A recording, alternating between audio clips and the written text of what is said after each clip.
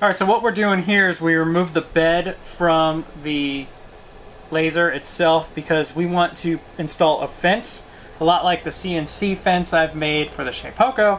We're doing it in the back left corner because that's its origin. I have some clear acrylic that I have left over, and we're mounting that to the very back left corner. I haven't cut any of this yet.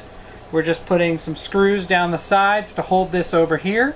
And we're going to come back with the laser, because the laser doesn't go all the way back over this way and doesn't come all the way over this way. We're going to come back with the laser and let the laser cut an L out right here. That way it's perpendicular to the laser and we know we're getting straight cuts. That way if we have repetitive jobs, we can just push it, butt it up into the corner of this, click go. Once that's finished, we pull it out, we put another one in. So I'm going to finish drilling my hole here. Pre-drill a hole and then insert a screw.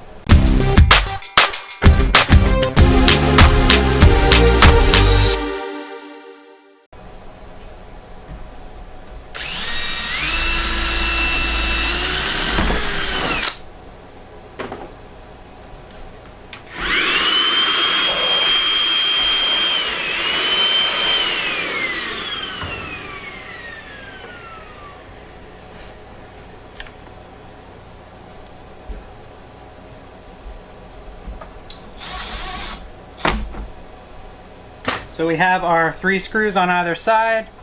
We will go ahead and take off this clear plastic. We don't need that anymore.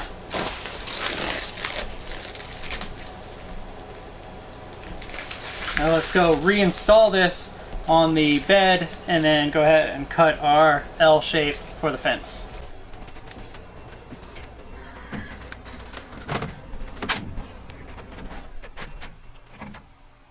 I'm going to take this time to show you that these hoses are where your water inlets come. Our hose actually was rubbing against this that raises the bed up and down.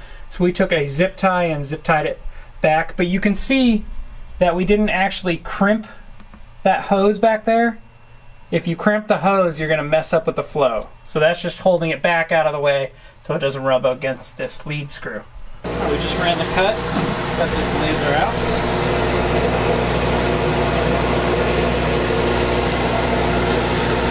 Now we have a perfectly aligned fence